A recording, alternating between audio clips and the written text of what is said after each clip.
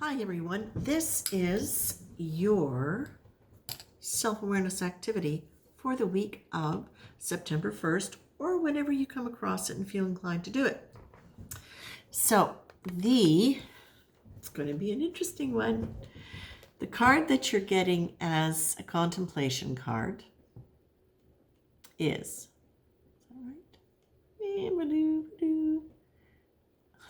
I think I'm going to stop now, is pride. Pride can hide behind humility. It can be a shield against the feeling the ick about who we think we are and who we think we should be. Pride can create selective deafness and blindness about ourselves and others. Pride can keep us from seeing our flaws, accepting our humanity, and embracing the humanity of others. Okay, we'll talk about that in a minute. But you're being asked to think about pride and think about where pride, because some pride is wonderful. Pride, being proud of ourselves, is often something we're not really taught to be able to do in a healthy way. When it is to the extreme and covering an insecurity, that's where we see it turn into arrogance. It's no longer just pride, right? But pride in and of itself is a word that brings in the dichotomy of what it could be and what it couldn't be, or what it could be in a good way and what it could not be when it's to an extreme. So you're being asked to really consider pride in your life. Where is that at play? Where has it been a shield against you really being able to acknowledge things about yourself that maybe could use a little bit of an update in terms of behaviors, values, things like that? Where does your pride prevent you from being able to be open to hearing somebody else?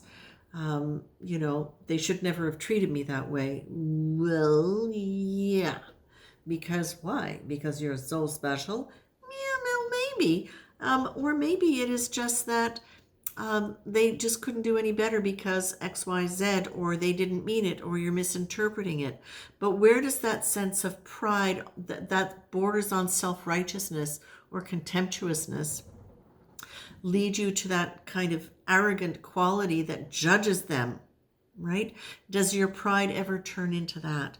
I was listening to a really interesting little blurb this week on from a psychologist named Terry Real, R-E-A-L, and he was talking about dealing with grandiose personalities, narcissists, etc., and that there is usually an extreme range between that and shame, that is a counterpoint to shame, and then in between is often contemptuousness. In fact, I don't think he says often, I think he says is contemptuousness. And I often hear that coming out in myself sometimes when something old gets triggered in me. It's not just that I don't agree with somebody, it's that how can they possibly think that? And I'm not proud of that, but I have to acknowledge it. Okay? I am not proud of it, and I will acknowledge it. So these are the little things and now that I acknowledge it, I'm aware when that's coming in, and I say, where does that come from? And I see a face. And I check in with my heart, not my head, not my ego, my heart. Do I really feel that about this person? Is that really true? Can I have a bigger picture? And I might have that as an immediate reaction. But by stepping back and observing it and saying, do I really feel that? Do I really feel I am above them because of this? Chances are most of us are living in glass houses in one area of our life or another. So it really behooves us to pay attention to things like that when they come up, because that's an energy that creates an us and them, as opposed to we're all in this together. We all make mistakes. Somebody is always smarter. Somebody is always this or that, more or less, but we're all in it together. And we are all more at sometimes and less than others. And when we can embrace that and not judge ourselves for it, we are less inclined to judge other people for it. So pride has so many different things to teach us when we can tune into it. Okay, that was a long ramble, but I think a worthwhile one. Now, the card the energy that you're being asked to embrace is success. Risk success. Take a chance. Act as though everything you do might be the best possible choice. Commit to it. Engage in life, willing to take the chances that will move you forward to whatever success you desire, or even to the fulfillment of one you've not yet identified. Risk success. So this is an energy that you're being asked to embrace this week, but it doesn't just apply to the activity card. I will say, consider if you're doing these exercises as a way to become more self-aware, to be more compassionate, more empowered, beyond your ego, and centered in your heart, in your strength, in your real sense of power as a spiritual being, then risk success that doing this work, that working with this week is going to help get you there.